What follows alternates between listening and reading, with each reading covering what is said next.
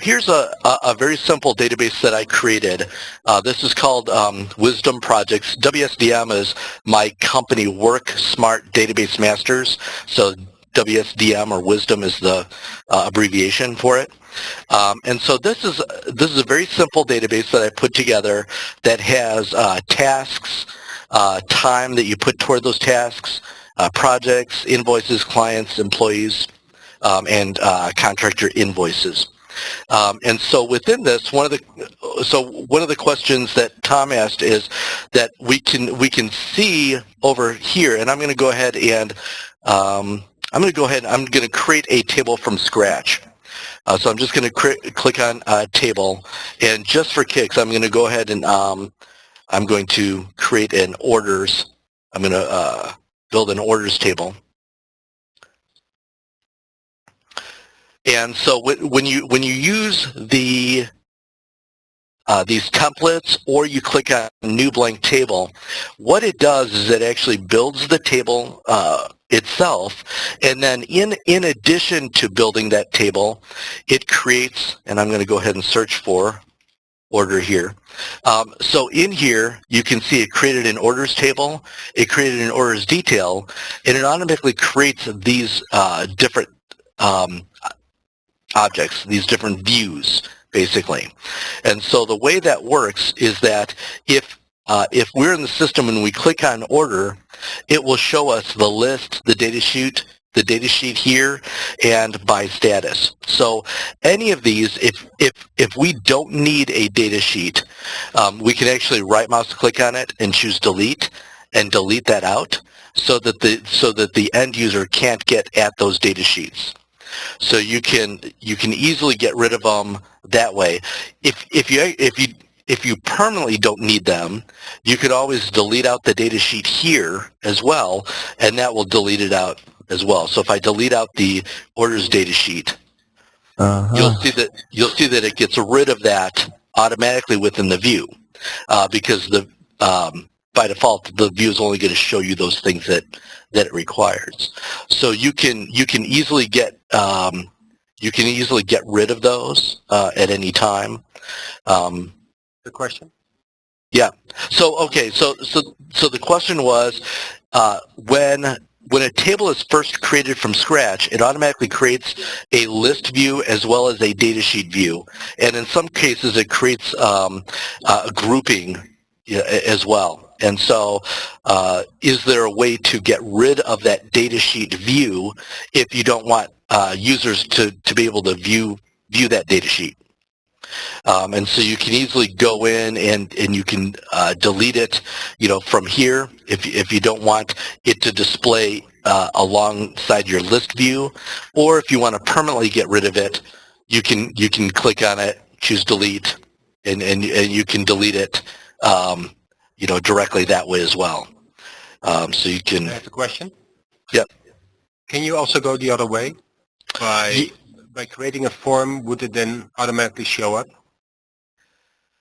So if you create a form, so you're saying if you create a view off of the orders? Yes, I just accidentally deleted one, and I want it back. Yeah. So so what we would do here is we're going to create a view, and so the view name, but we would call it something like order list view, whatever you want to call it. And the view type, what do you want it to be? Do you want it to be details, datasheet, summary, and blank? Just so you know, in a blank view, if you do a blank view, you cannot add the ability to filter by typing in characters. So you miss that left-hand side where you're actually filtering things. So if you want a list view, but you don't need all the stuff, all the different fields, then my recommendation there would be to go ahead and create the list view and then delete out what you don't need. So in here, we could create list details, and then you choose what is your record source, orders or whatever you're working with. Because I had orders selected, that's what I'm on. So I can go ahead and create a new view, and it will automatically build that view for you. and then again we could go back in, choose edit, and then we could delete out what we need to, if you don't need any of those fields. So in terms of design, can we change the I don't know, the background, or put some kind of corporate colors on here? You can apply your themes to this, but there's really no full themes. It's really kind of a minimalist look and feel of the system. So it's kind of it's doing that because it doesn't want to have a lot of different colors like you would in a standard program, an Access desktop or client database. So it keeps things. There are restrictions that they put in just to make sure that things are fast when they load, so they're not having to do that. In one of the sessions, so Kevin just mentioned, so the theme, so if you apply a theme within SharePoint, it's applying it to the entire SharePoint site, that site or sub-site. So anything that you apply within SharePoint kind of pulls along to everything. And so you'll find that there are some distinct differences between, creating views or forms within web apps and creating forms within client database. For instance, you can't overlap controls. That was one of the things that we talked about last week, is that, as you move a field around, it kind of makes room for it. You can't overlap anything. You can't change, the tab order goes across. You can't have a tab order go down a column and then down another column. You're limited by the different effects afterwards. So, for instance, here on the order date, we've got on-click and after update. When you're working with an Access client app, you have a lot of different things: on change, before update, on lost focus, and things like that. Because one of the things I did in a database to make it go down this column and down this one is I added an after update property here, that after they type in something, it goes down one, to the next field. The problem is if the user is just tabbing and they don't actually enter, then the after update doesn't actually occur, and so therefore it would go across. So yeah, good question. One of the things I'll also do is that you'll see under design that we have bold, italics, underline, point size, and some basic design things. And if so, what's missing here is a back color. And one of the things I like to do is, if there are required fields, I like to change the background color of those fields to a light yellow or something like that. So you just have to think a little bit differently about how to do that. And so and the way to do that here is I could click on load of the form. I could set the property of a text box, and I'm not going to do it right now, but property, you'll find a back color. And then if you use the pound sign and the 6-digit hex value, you can set the back color of a specific property. Brilliant. So another question I have, Andy, is about the ability to view the relationships. I found was quite difficult to work out once I've created quite a few tables, how they fit together. Yeah, and so that's a good point. One of the things you can do, for instance, if we have, for instance, I'm going to go ahead and go into design view of my invoices. What you'll find is we have things like these lookups, and these lookups are actually showing you what the relationship is. And so I could click on Modify Lookups here, and here it's telling me the lookup field is pulling from the client's table, and then you're choosing what you want to display in that lookup. So that lookup is that relationship between those tables. Sure. Okay. This is Tom. I have a tip here. Yeah. It doesn't come from me. I think maybe from Crystal. You could create a query and call it table design or relationships. Relationships is better. Create a new query, call it relationships, drop all the tables on it, and lay them out the way you like. Unfortunately, it doesn't save that layout, but at least while you have that query open, you can look at your tables, and the relationship lines are there as well. I do the same thing. I don't actually save the query, but I do a screen print from OneNote. In that way, I always have I can look at OneNote to see my table views or the relationships. Okay, that's useful. Thanks.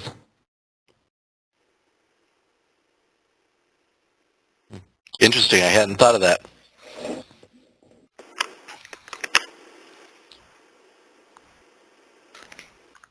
Yeah, I guess potentially you could create a blank view and drop,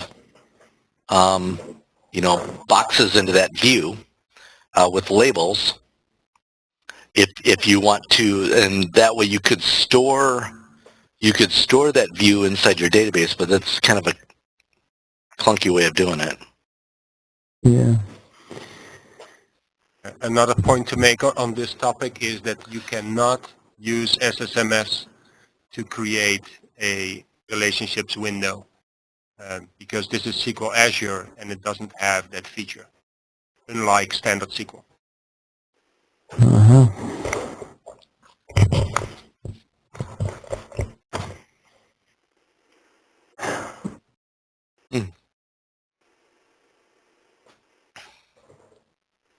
Good questions.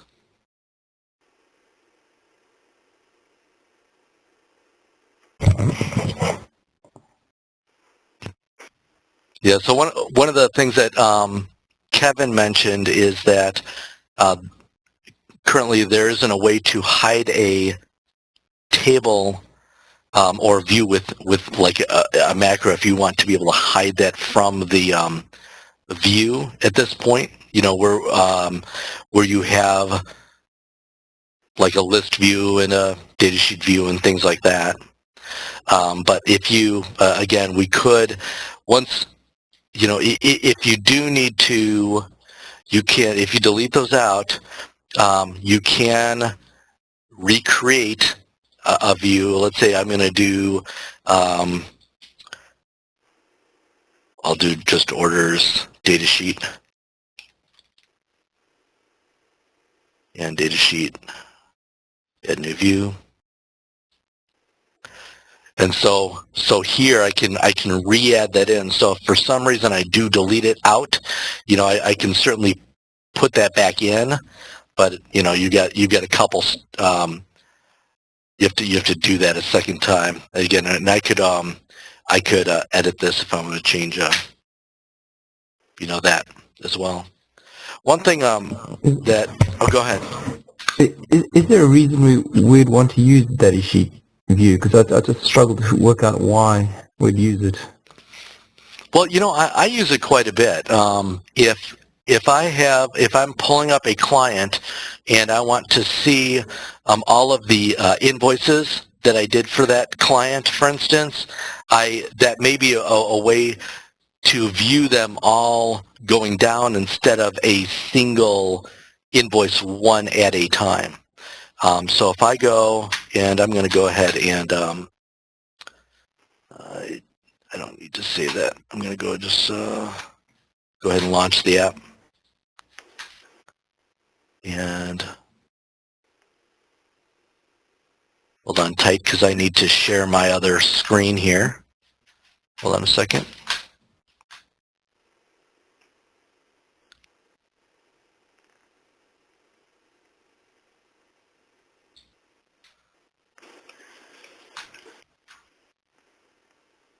Okay, so I'm going to move this over to the middle. And hopefully, can everyone see the web browser now? Perfect. Okay. Yeah. I'm actually running 3 monitors here, so sometimes it gets really confusing. Exactly. Yeah. So in here, for instance, if I click on a client, I might within that client see, what they've done. So if I click on MJ, well, do I have any in here? Okay, so this is a perfect case. So I can pull up a client and I can see the invoices in a datasheet view, because I certainly wouldn't want to go one by one to view these things. So this is a perfect way of using a datasheet. Right. You see what I mean? Yeah. Yeah. And so, and one of the enhancements, I don't know if you've noticed it, but one of the recent enhancements that I like is in the datasheet views, when you're looking at data this way, there's a new button, which is a download button. And basically what this does is it downloads the data from your datasheet directly into an Excel file. And so you can click on that, and that's, and you'll see in a second. So now it downloads that. So I can view this. It's going to view it in Excel, but basically it pulls it up. Hold on a second. I need to share Excel now. I guess I could have shared everything, but so can everyone see Excel now? Yeah. Hopefully. And so one of the nice things is it exports it in Excel, but it automatically does the auto filter on the top, so it makes it. I enable editing here, so it's allows you to do that automatically. Yeah, I kind of like how that works now. So it's pretty sharp looking. Okay, Kevin. So Kevin's saying copy and paste the new export to Excel. It's not quite that bad. I like this. I think this is kind of handy. I know it's not. I know it's not perfect, but I've been able to use it a couple times, and especially in working with the waterfall calc, we're dealing with quite a bit of data. With loan information, there's a lot of data that goes into the system. So being able to give a client something that they can easily manipulate, hide columns that they need to, it's a pretty quick and easy way of doing that. So Kevin's adding his commentary. So Kevin's mentioning that he owned the data sheet in 2013. He wanted to do a lot more with that. And I know you can add a button. So, yeah. So, questions? All right. Does anybody else have any other questions? While I'm waiting, I'm going to go ahead and pop up this again. And basically, on the 10th, a new Access 2013 fix was released, and so I just kind of wanted to go over what a few of those changes were.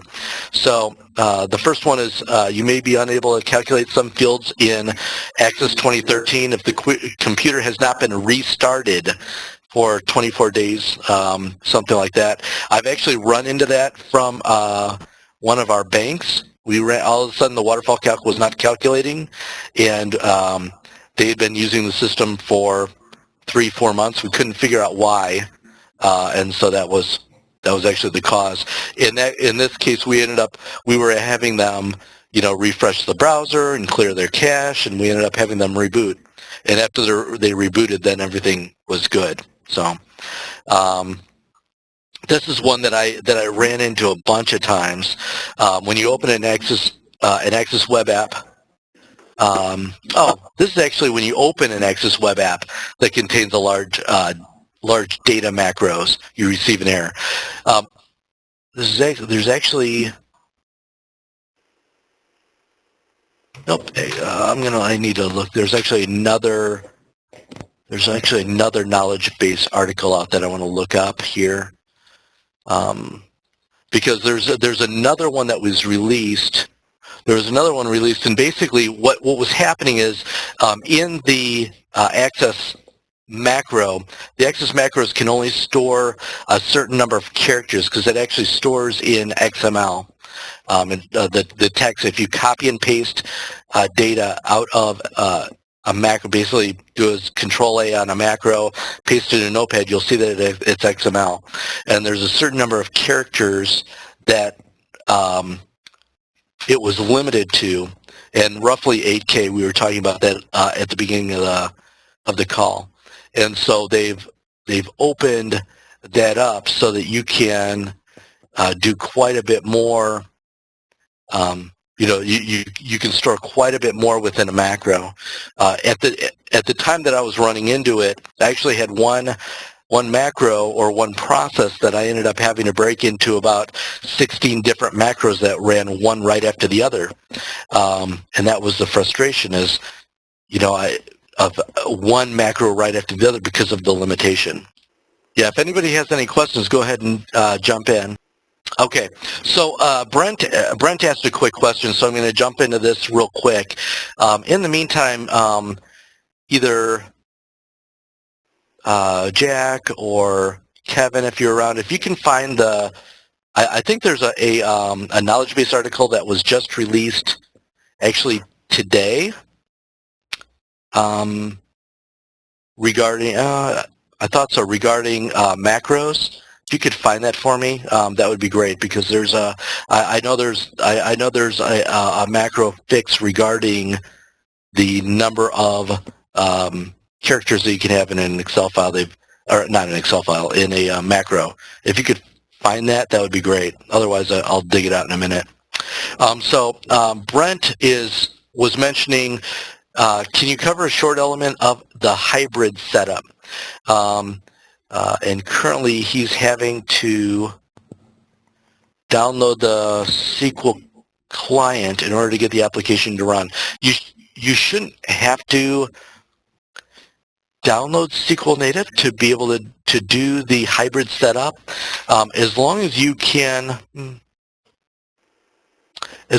create an ODBC connection to it, you should be fine. Yeah. So I can do everything I need to do, but it's when I deploy that package or the ACCDE to the users, they can't seem to access it unless they've downloaded the SQL client. Yeah, they're going to have the native client, or there's an ODBC driver for SQL Server that will work as well, I think. Yeah, I think that's what I've been doing, the ODBC driver. Yeah, but you can't use like the generic SQL driver. It's got to be something that will talk to Azure. Gotcha. So you need native client 11 or the ODBC driver for SQL Server 11. Right. Okay. I just need to clarify that. I just thought I was doing something wrong because obviously never needed to do that before, but at least I know now. Is there an easy way, Kevin, to if that needs to be set up to like get an ODBC set up for a client, or do you have to go through the steps of setting up and putting in the... What I'm doing at the moment is I've got to get the clients. I send them to I've downloaded to a shared folder in Dropbox somewhere that they just access and install it. And then that works, but that seems, well, I suppose that's the only solution I can find. Yeah, it's almost like in some cases if they need to load an OCX or something like that, when we had to go through those kind of situations to load a special control or something like that into your system. Yeah.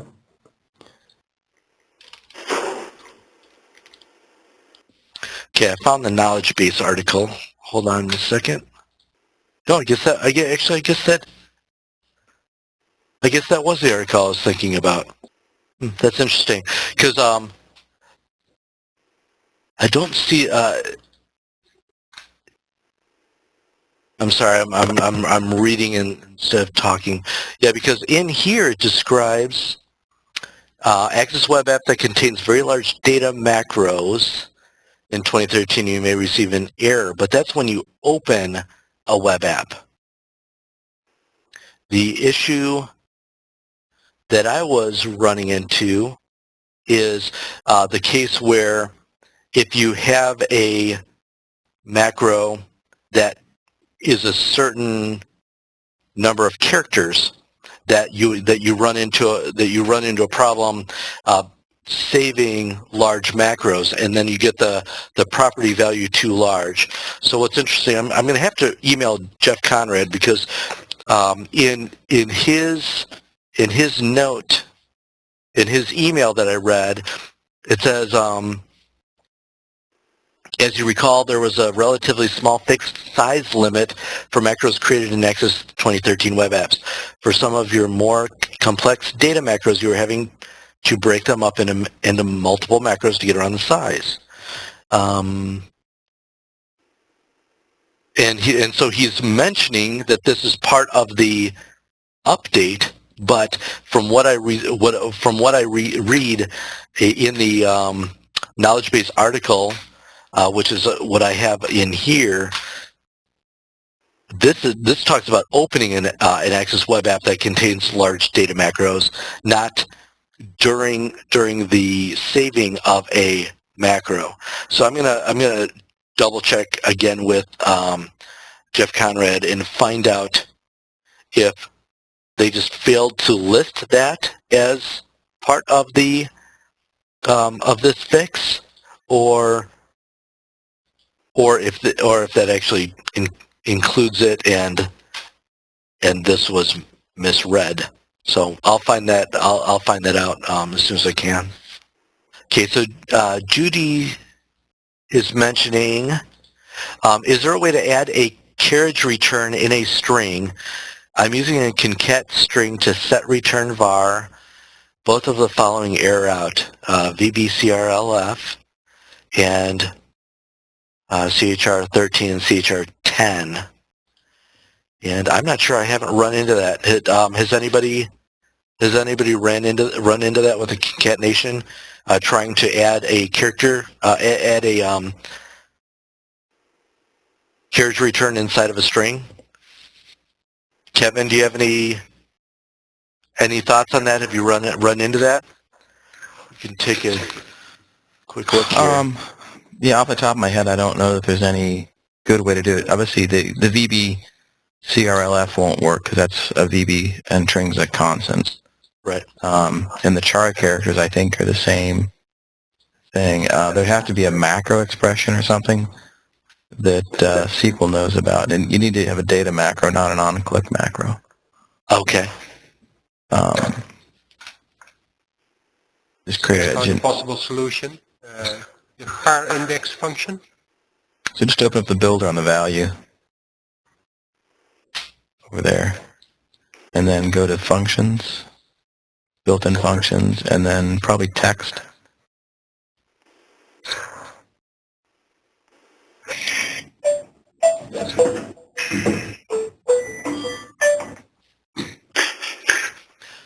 So car index replaces things. Yeah.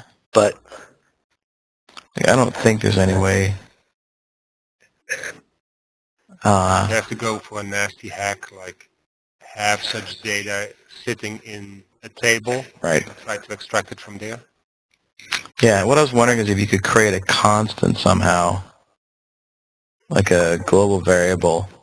You might be able to have it in a table with a carriage return, load that text into a constant, and then use that constant to append. if you do just a shift enter, would that work? No. It won't store? I don't think so.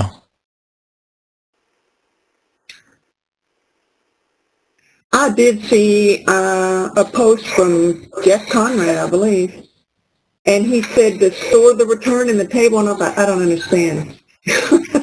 Store the return in a table. Yeah, and then refer to the field. Let's see if I can pull it up. Yeah. So basically, what he's trying to say is what I was just trying to articulate is basically create a table and then have effectively a field in there that has just a carriage return. Yeah. And then go have a macro or data macro that goes and retrieves that value and puts it into a variable. So you have to do kind of a lookup record. Put all the ASCII values there. Yeah. And then you could bring that in as a kind of a sort of a constant and then append that to your thing. And that might work. If he's tried it, it probably does. I read someone else had asked it, and he answered it, and I read it and went, oh, well, I'm going to try that. But I never did try it because I wasn't really sure how to go about that. Yeah, I think basically the idea is storing it in a table and then retrieving it and then using it from a table. So you'd have just a generic table out there. Kevin, if I shared my screen with you, do you want to take over and try and do it here? We can try. Does that mean moving it? I don't know. Yeah. Hold on a second. Okay, so you should be able to move around. All right, so I'm going to go create a, maybe it's just slow. So if we create a table,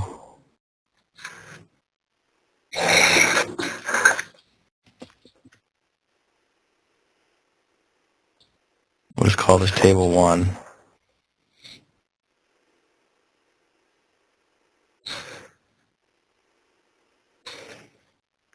The question becomes, can I So what do you put in there? X, Shift, X.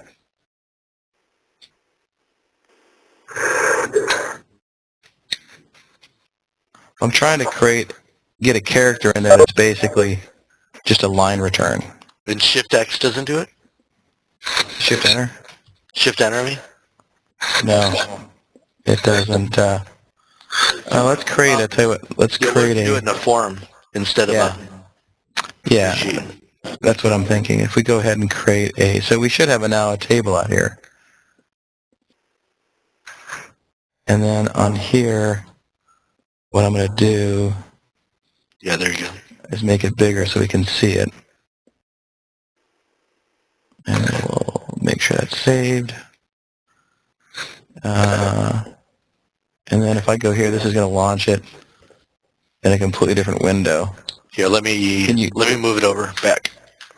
See if you can drag it over. Okay. You'll have to let go your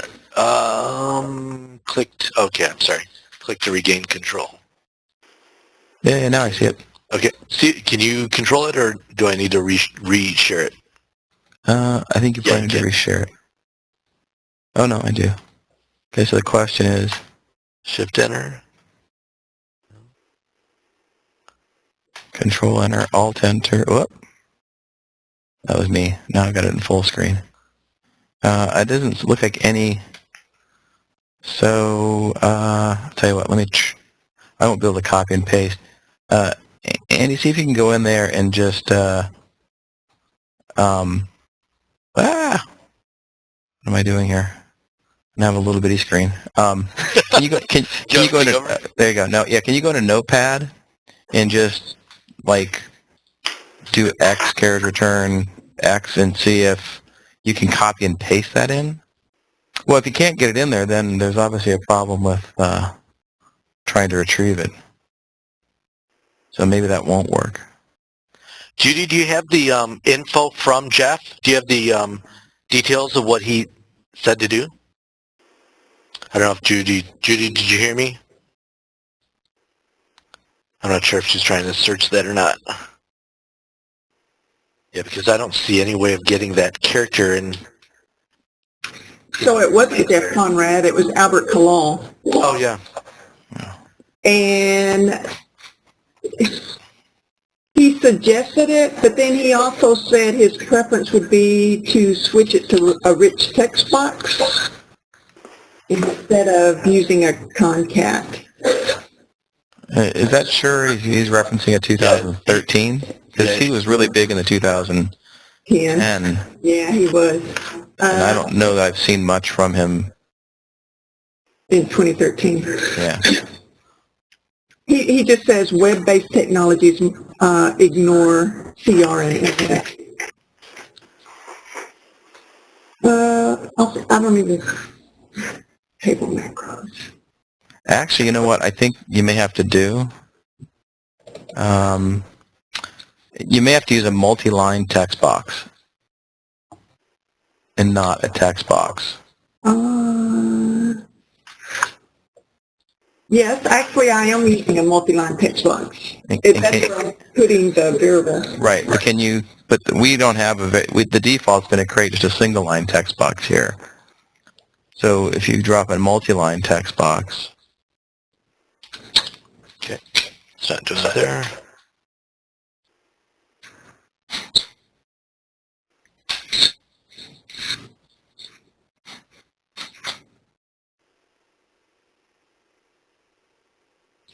You can still see my browser, right? yeah, Ooh, there you go. Looky there. Ah, okay. So now try to create a data macro that looks up record 1 and returns the text in the whatever text value field. Whoops, we're in table 1. Actually, you're doing a set field. You don't want to do a look. You want to do a lookup record. Sorry. So pretty much delete everything. Well, we can just do that, right? No, you're not going to edit the record though. You just want to retrieve the value. So you're just going to do a lookup value and then set the value. So we don't need a where condition because there's only one record. Right. I just put ID equals 1 there to be on the safe side. Oh, you do? Well, if you ever put No, something I don't else think in, you need yeah. that. I don't You think shouldn't, but Okay. And so you're just saying to do a set val? yeah. Whoops. Actually, you want to do a return bar.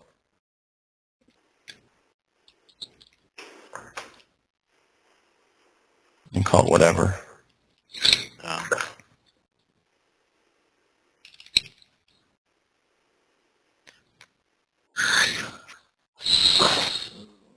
okay. And we're grabbing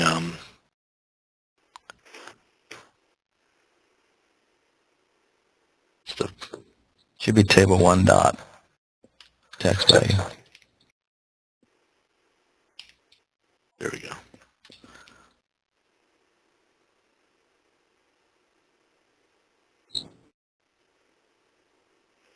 So go ahead and save that and give it a name.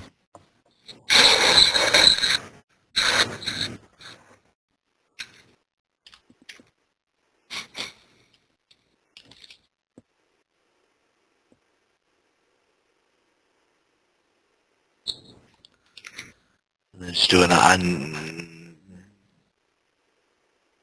So you can probably Create a button or.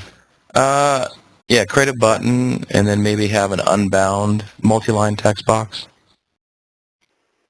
Just stick the value in. Okay.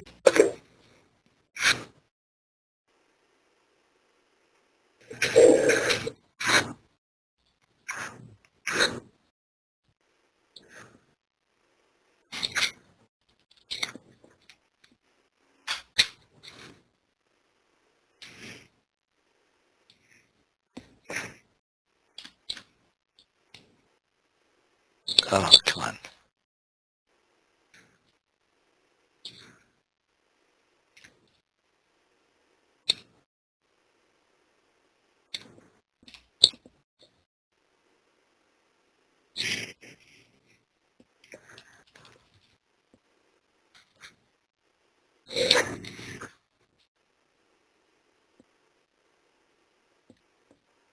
Gosh, I cannot type today.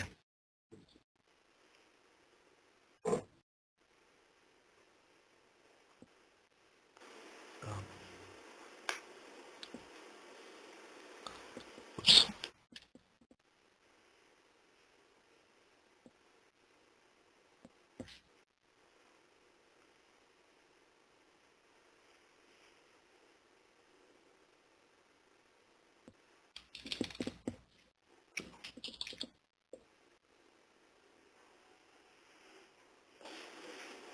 So it actually Do I puts in need to put text. this in brackets or not?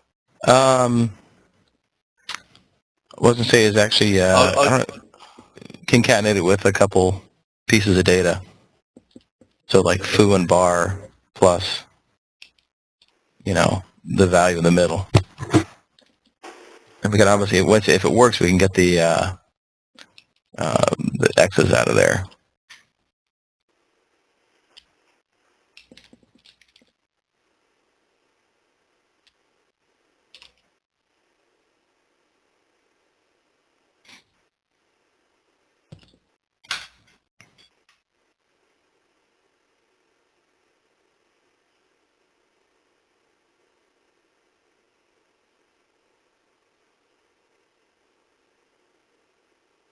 That works. There you go, Judy. That's pretty cool. And That's very cool. I hadn't thought about a multi-line text Yeah. box, but I forgot. makes sense. So it's actually being stored in the database with the carriage return line feeds, but it doesn't display on the text box. So now go ahead and open the record in edit mode and put a second page break in there, or carriage return. in here. Yeah. And then save it and run your macro again. Yeah. That's fantastic. There's always a way around. I was going to say, where there's a will, there's a way. Not necessarily, but in some cases there are. That's cool. I've not run into that. That's pretty slick. Well, the first time I came across it, I thought, okay, that I'm just being picky. It's easier to read with line returns, but they can read it. And then like a month later, I needed it again for another situation. I thought, well, I'm just not thinking outside the box because, Andy's always saying you just don't do it the conventional way. You do it the unconventional. Well, and if you think about it, there is one case that you could use it for is if you need to give someone step-by-step instructions and you want to insert 1 dot whatever, 2 dot whatever, and that way you'd be able to do something like that within one box. Yeah. With mine, I don't know, probably shouldn't even bother to explain it, but I'm sending data back to their system. Mm-hmm. This database takes care of something functionality their database doesn't do, and then I send them back in this long string. But if I can put in line returns, it keeps them from doing it on their end. Right. And I'm not sure they could even know where they belong. So yeah, this is great. Yeah, if this hadn't worked, one of the things you could have done is put in some special character, where you have text like, replace string or whatever, and then when they download it, they could, you could have a macro that replaces the replace string with, that return. You know how you can do an equals replace inside of a, inside of a macro or inside of VBA code? Huh. Yeah. That equals replace will basically replaces whatever you're looking for with whatever you want it to. So you can replace, 2 X's with, with that carriage return. Yeah. Yeah. That would work. But it's good. This is a better way to do it. Cool.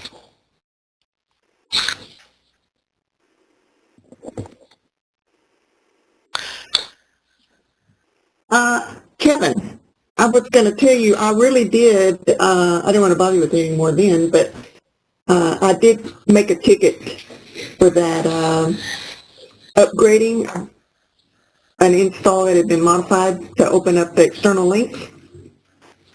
And actually, that does work for me if I don't include lock tables. But if I include lock tables and then unlock them as my part of my modify, that's when it doesn't work. I'm not sure I follow that. If you include lock tables, So on the initial install, yeah, I included lock tables, and then when I opened up the external connections, I also unlocked the tables. Then it will not upgrade. But if I send it over with unlocked tables and just open up the external connections, it works fine.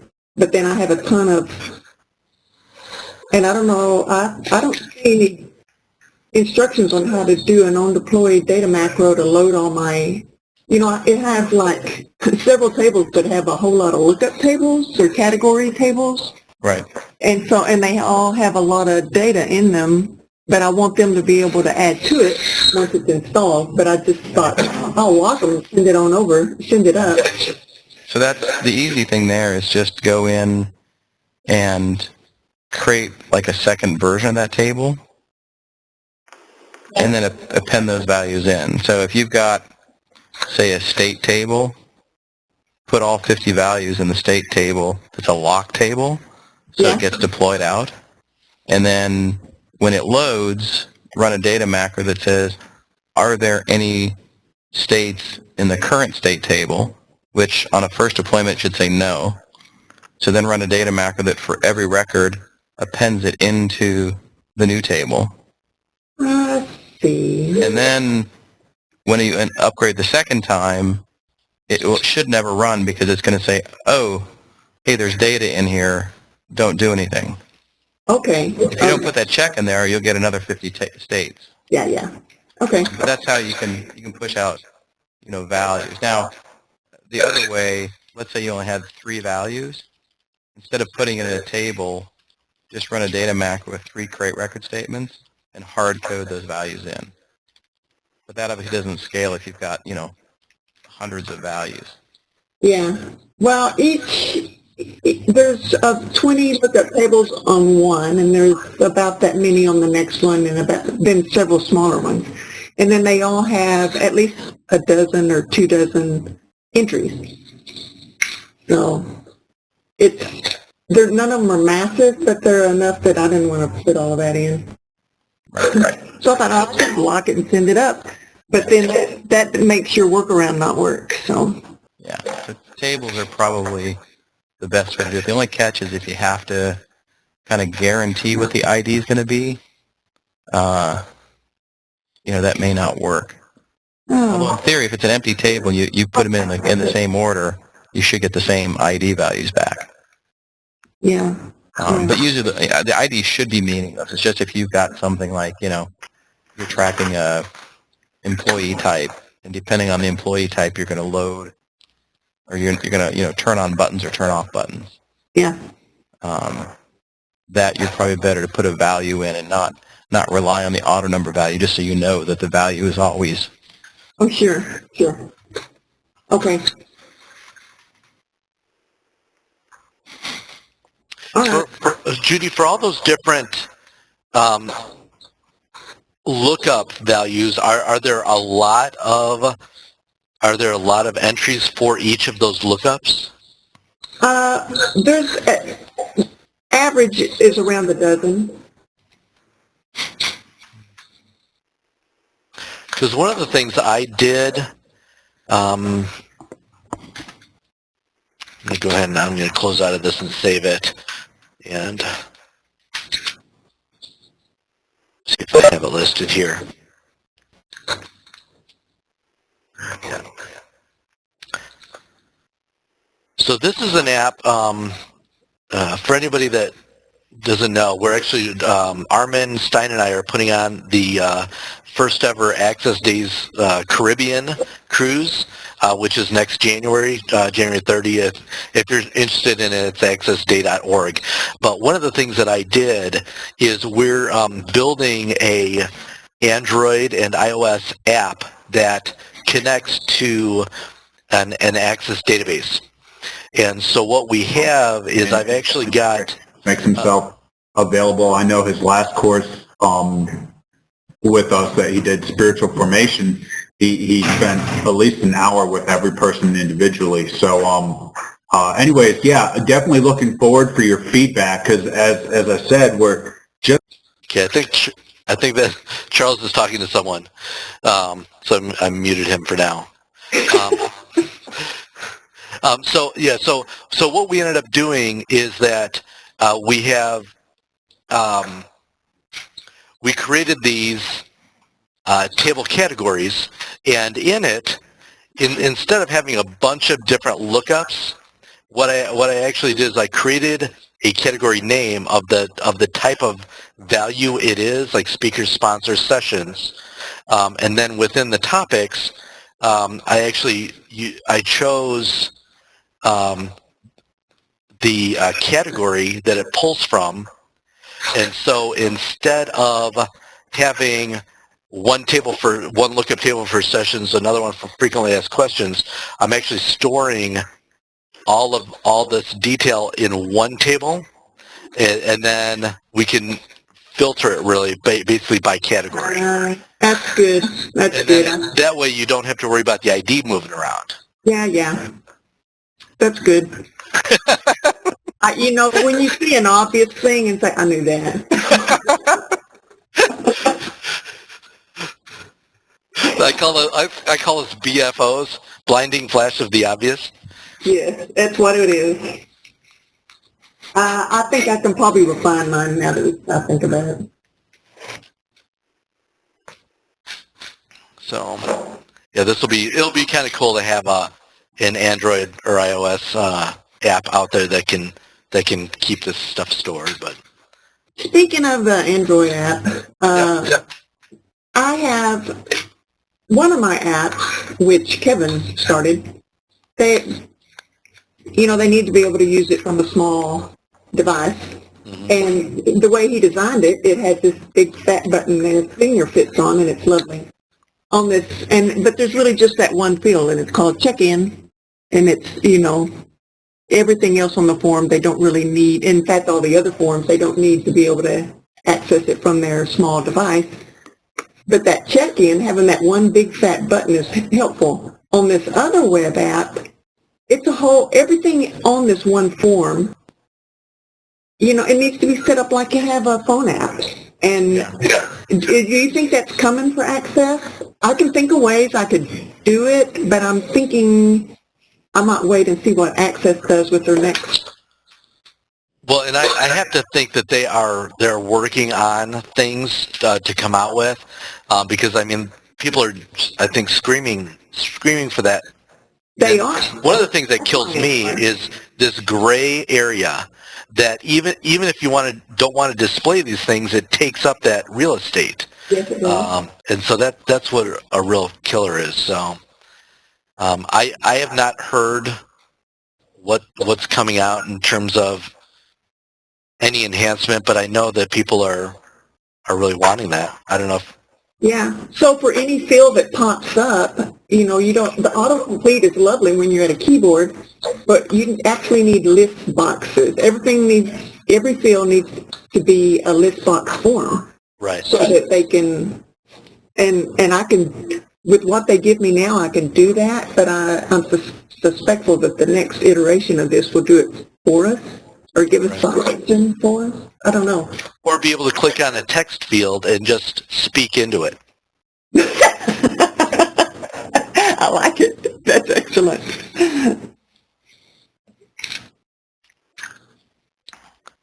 Yeah. I hope that that's coming.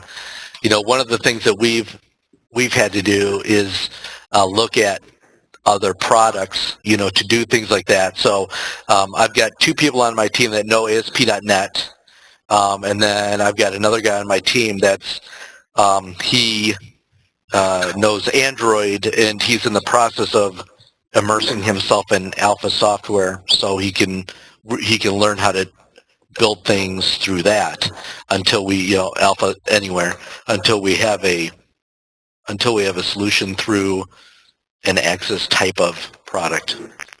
Well, Adobe Muse has an app builder too, and I downloaded it the other day. I thought I'd at least open mine up in that. You can open up an existing page to it, and I thought I'm curious to see what it does.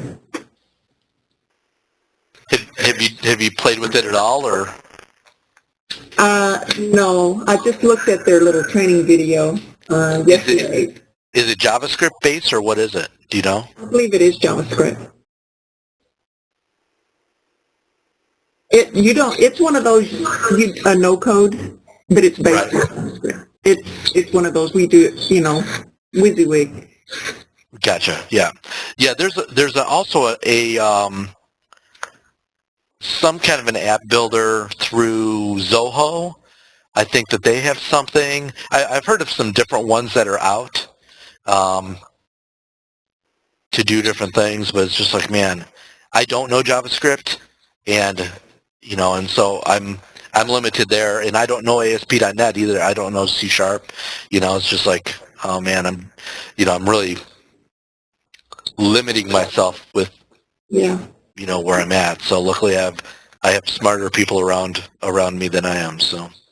Well, I'm just thinking if some of these other companies are building what I call easy builders, that Access is looking at how those are set up to see if, and like I say, really what you need is to be able to each field to turn into a list form so that you can select. Right. That's definitely the smart way of doing it.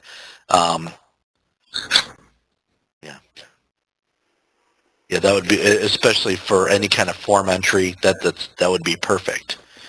And like I say, not every form needs to be like that. I mean, most of the forms are going to be sitting at their laptop and entering things. But the reason they have these web apps is for those single forms that they actually want to go out with a small 7-inch tablet and check people in, or in this case, they want to take tray orders. Food tray orders. So.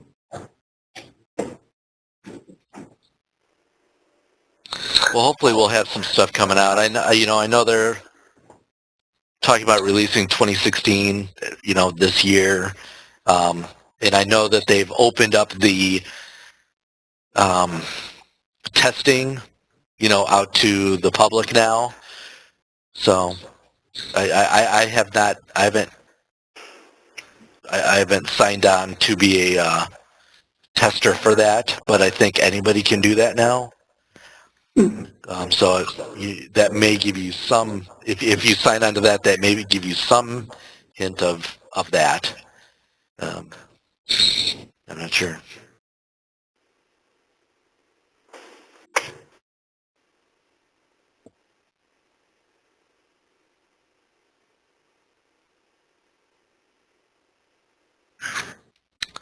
I was going to bring up something else that was mentioned earlier. When you have, I can hardly function without seeing relationships, and so I always do the open up query in design view and bring in the tables and so I can see all the links. Well, I did, and then I don't actually save the query, but I do a screenshot and put it in OneNote so that I can access that anytime I want. But what I ran into the other day, I told you I have all these lookup tables, and so this one table has 18 lookup fields, and the first 13 show a relationship, and the last 5 do not. And I thought, well, maybe the query's too big, so I just used the base table and the last 6, and of course it only shows the one with the link, and then the last 5 don't show a link. And so I think, I talked to Kathy, and she said we should be able to have 32 lookup fields in one table, and I'm only getting 13 as my max out. And so I created a brand new sample database. It just has the one base table and then 18 lookup tables, and it has the same problem. So heads up, when you look at the design view, it might give you, my database works fine, so I don't know if it really is a problem, but those links are not showing up on anything past 13 lookups.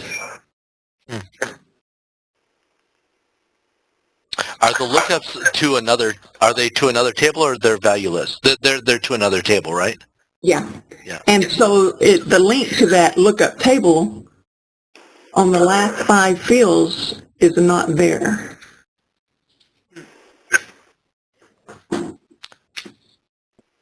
I've not run into that. Kevin, have you seen that before?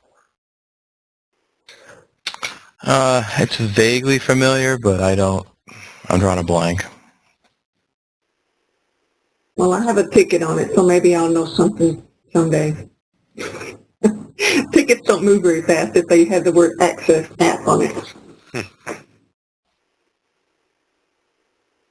And so far, all mine go to Kathy. I know she's been trying so hard, and yeah, when I saw that statement from Jeff Conrad about that they fixed the number of characters, it's like, okay, I ran into that over 2 years ago. Why now? Why does it take 2 years to fix the number of characters in Yeah. Yeah. So, yeah, that's the one thing. Things seem to be moving very slow, and I mean, you see and I know Jeff is trying too, but Jeff's enhancement that was released 2 months ago, where you can send emails from within your app. Okay, yeah, but you can only send it to people within the same site, within the same domain. So I can't send an email to my clients. So any of these clients, I can't send an email to. Oh. So that doesn't really help me a lot. I don't often send an email from within my app to somebody that I work with. So I mean, okay, yeah, it's nice that they have that feature, but it doesn't do me any good. How about if you set them up as an external user? I don't think you can. Maybe Kevin can answer that. I don't think you can do it as an external user. I think that they have to be within your domain. I've actually been tinkering with that, and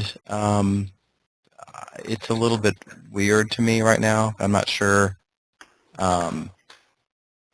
how it's supposed to work, but I think you can set up an external user. So if you share a site with somebody and they log on with their Microsoft account and accept the token, I think that makes them a member of your site, so to speak, and then you can email to that person.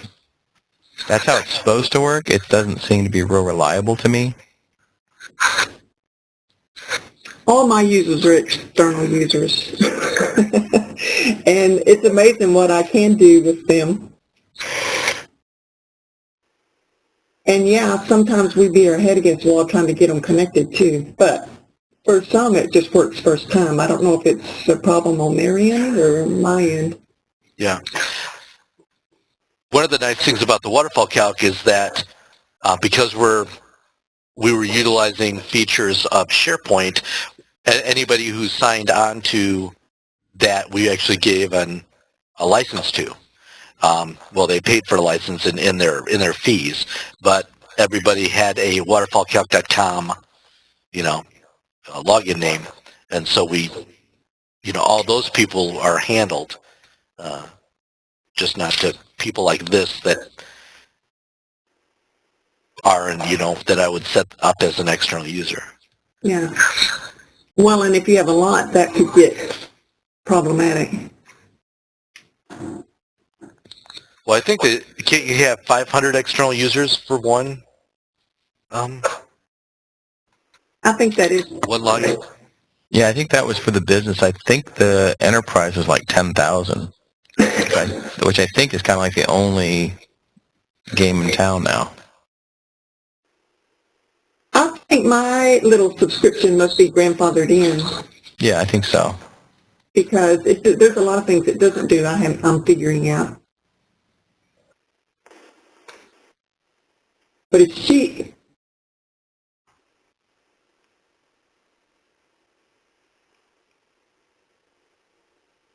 Well, that's one of the things that I really like about this whole environment is it's a very cheap to scale.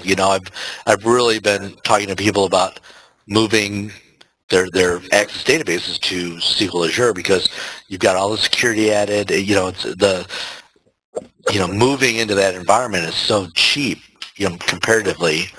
They don't have to manage any internal servers or any of that kind of stuff. That side I really, really like.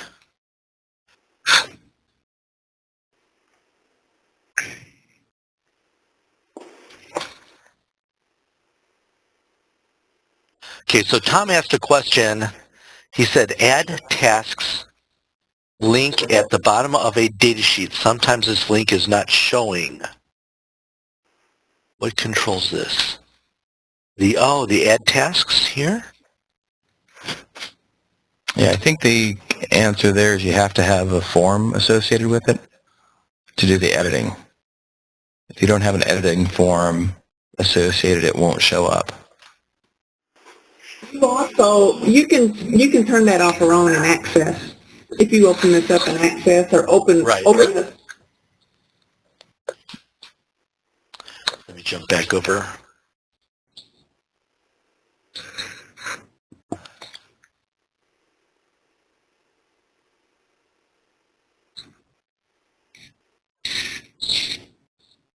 So a list form, one of the list forms, path on top.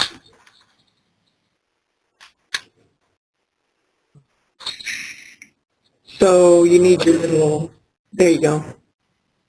I think it's the formatting. Hide, add link. See, hide, add link at the very bottom? Yeah, there you go.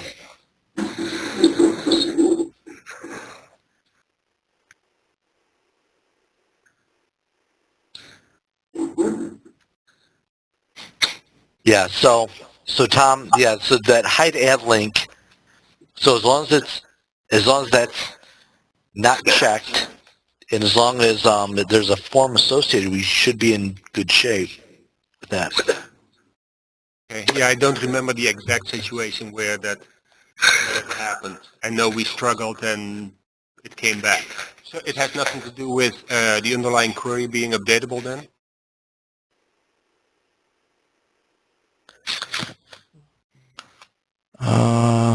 I know they made some changes, like that add link or hide link was an add-on from the time that it shipped, but Right.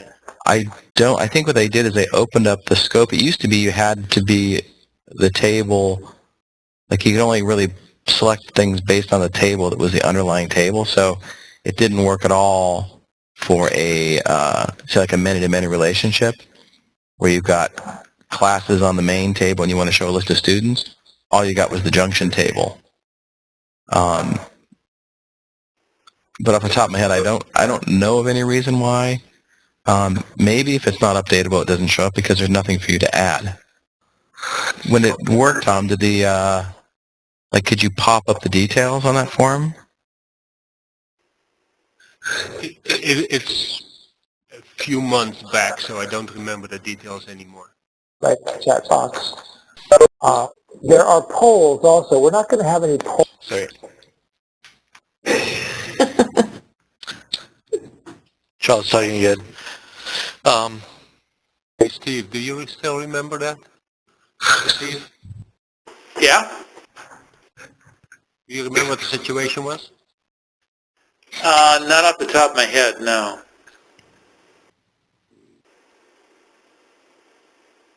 All right. I just wanted to know that I wasn't doing anything really silly. And I didn't know about that checkbox, so if we had that checked at one point, I don't think so. Yeah, by default, it's not checked, and that, like I said, that was a feature that was added, but that was added like 9 or 10 months ago, I think. Maybe more like a year. I'm glad they added it because there's some forms that if they click that, they would be totally confused because it would not help them. It would only confuse them.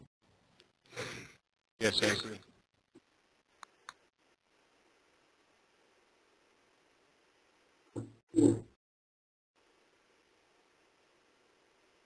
What is the Sigma button here? They let you create sums or counts. Yeah, so that's just like if you have a number of items times the price, you have it's a column, correct? it's showing as a column? No, Not it actually or is shows it at the showing bottom. Oh, it shows does? Yeah. So if you want to say, the subtotal of orders is $500, it'll show whatever you want to put there, or you can do a count. You can only have one of them, and you really can't control much about the positioning. You can reference it, though. So we actually, like you see there, it says Related Items, tab 2. You can actually reference that someplace else. But as I recall, is that new? I haven't seen that before. This is kind of cool. No, it's been there a long time. It's just things are kind of vague. Like when we shipped, we knew a lot of things were coming in late, so they got rolled in after the fact. But I'm pretty sure this is one of the things that went out. It might have been one of the very early updates they made. So it may not be like an on-prem Access 2013 installation, but it came out super early. So is this an answer to my earlier question about wanting a totals row? Where we're saying, no, you cannot have a totals row, but you can have a totals field. Not on a data sheet. So you can on the relic or the related items control, but not on a data sheet.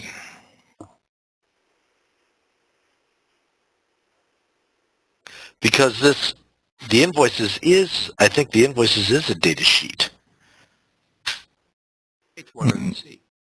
Not there.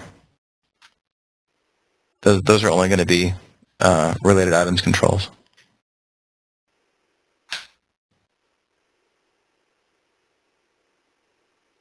Oh, okay.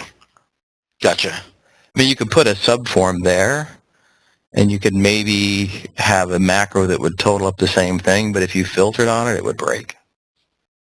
So there's no way to actually bind it to the data there. Right, and so you're only, with the related items, you can only see up to 4 columns. Right? Yeah, that's because somebody said, oh, most people need 4 or less. Where'd you pull that number? Where'd you pull that number out? That's the stupidest thing I've ever heard.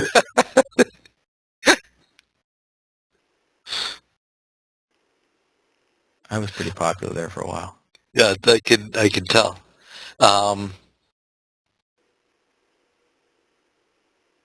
Yeah, but it's good. At least you could do something with that related items view.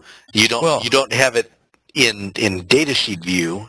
Yeah. And everything, but that was one of my complaints about it. Like I said, I'm pretty sure this came out in the first 4 or 5 months when we went to RTM.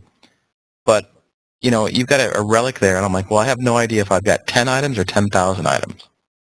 I'm like, this is stupid. And the same thing with the list detail and the data sheets. I was fighting for hey, let's give them some kind of there's no clue how much data you really got here. Right.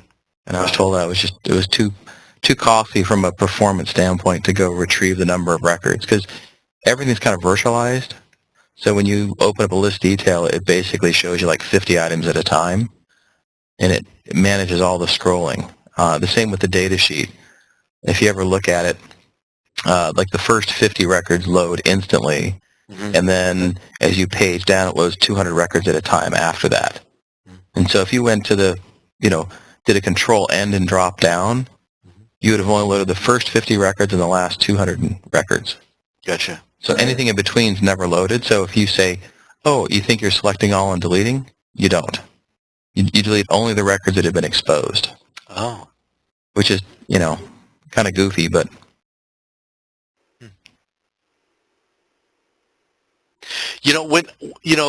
Things like the download in the datasheet where you can view an Excel file, it was just something that appeared one day, and I was like, oh, that's kind of cool. But I never saw an announcement about it. Is there a place that we can go that lists when new features are added like this? Not that I'm aware of. Of course, I've been out of the loop for a while.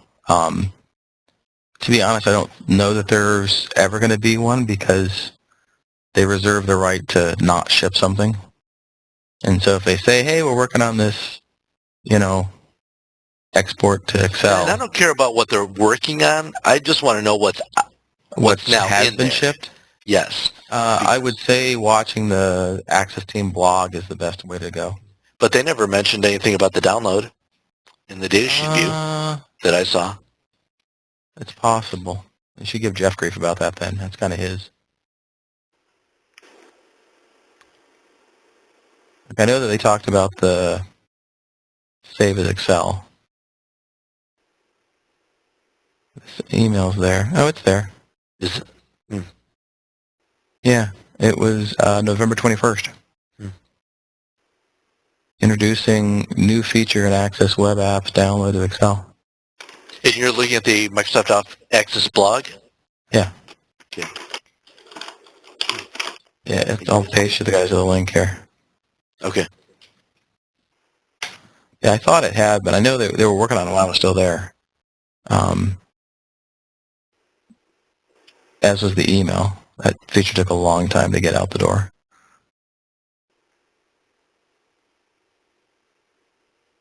All right, cool.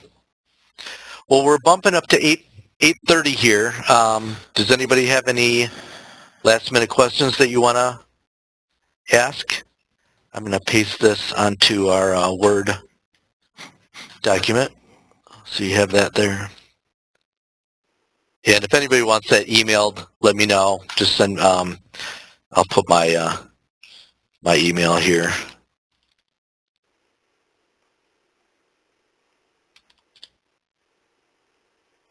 Whoops.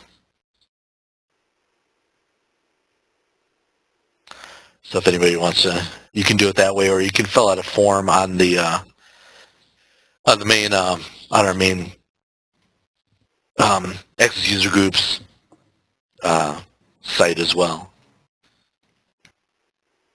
And then, actually, the last question I have is: are there any topics that people would like to see next month? One of them I thought of that, and I'm not sure if people are interested in it, but we talk about saving for deployment, saving an app package for deployment and doing those things. So we could have a discussion about that.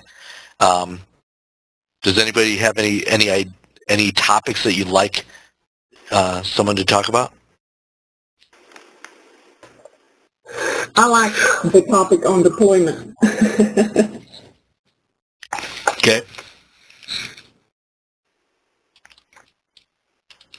I have a little 3-step workaround from Kevin that I can send you because all my web apps have external connections, and then once you open those external connections, you've modified your install, and then you can't upgrade it anymore.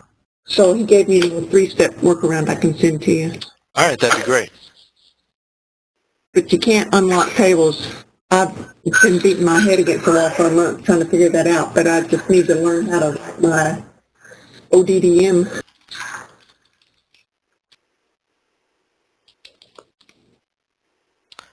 Okay, so Charles is saying he'd like to talk about, learn about setting up external users, and still trouble with contributors being able to modify. Contributors being able to modify the website.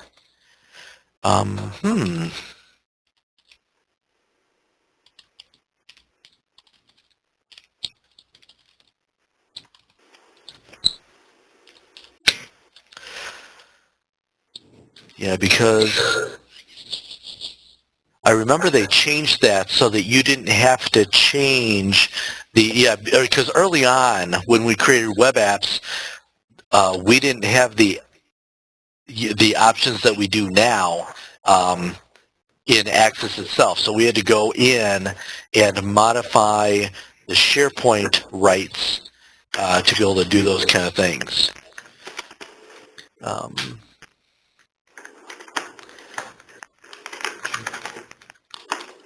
And so, Charles, you're mentioning, you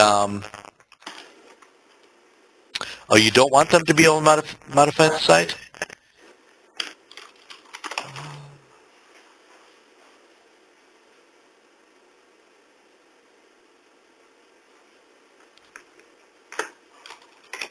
Yeah, they shouldn't. Do you mean editing the site, correct? Or so do you want to read? Yeah, so you don't want them to do any design, just data entry. Okay. Gotcha. Okay.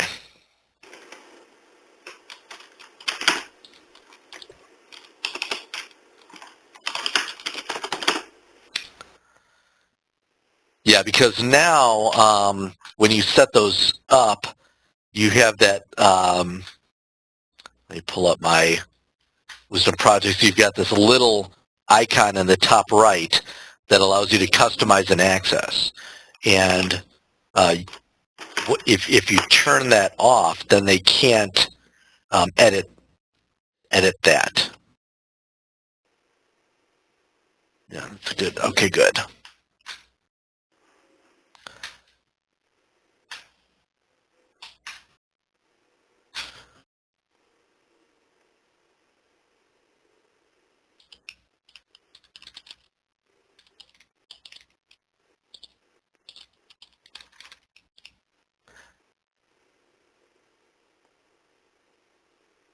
They can go back. They can go back from the page to the parent page and edit. They shouldn't be able to go back to a parent page and edit the app.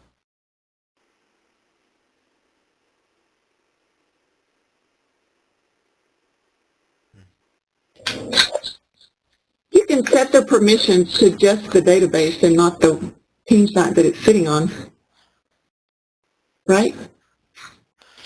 Yeah, you can share just the database without the team site, but then you'd want them to be able to access other things within the team site. But I thought that when you set rights within that app, you could tell people what you want them to be able to do. I'll have to look back at that again.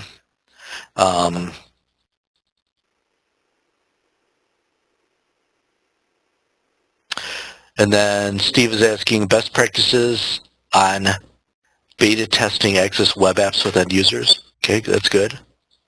All right, good. Good questions. And again, if you run into anything, feel free to send me an email, Andy at WorkSmartDB, and we'll get those on the list. We may even create a little seminar that just tackles a bunch of questions. I really like this topic on deployment. I don't think we've really talked about saving backups, saving for deployment, doing any how to apply that, what happens during the deployment of a database, if you change fields, if you add tables, that kind of stuff, what happens. So that I think that would be very valuable as well. So all these are really good. I was going to say, Andrew Couch has some of that in his new book. On deployment? Yeah, it's pretty interesting. Okay, cool. Yeah.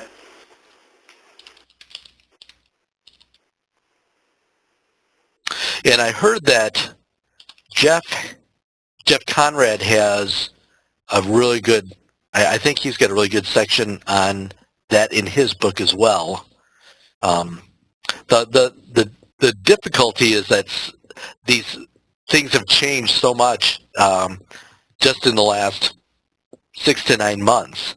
And it's how do you I wonder how book authors keep up with this stuff, because you almost have to have it be a downloadable book that you can keep updated all the time with different changes. That would be great. All these people that have books, if they gave us a website. I asked Jeff Conrad in Seattle when we were there for Access Days, and he said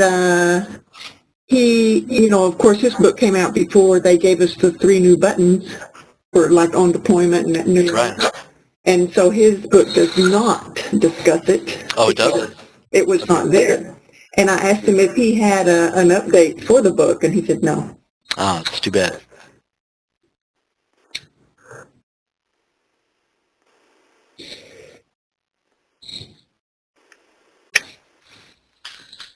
All right, good. Well, I appreciate everyone joining us, and I will I'll get this video posted sometime this week, so that everyone can watch that, or if they miss different parts, you can kind of catch up with that. Yeah, and you guys know how to get a hold of me if you have any questions or ideas. Feel free to send me an email. And I look forward to seeing everyone next month.